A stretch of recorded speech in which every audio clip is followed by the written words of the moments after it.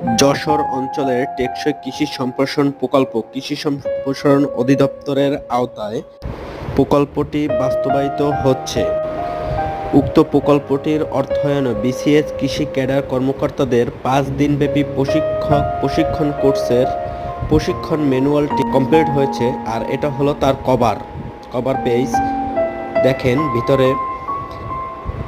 আর এটা হলো ব্যাক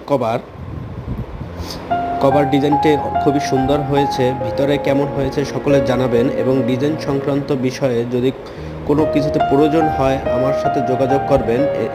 এই ম্যানুয়ালটির ডিজাইনার হিসেবে ছিলাম আমি, মোহাম্মদ রবিউল হাওলাদার।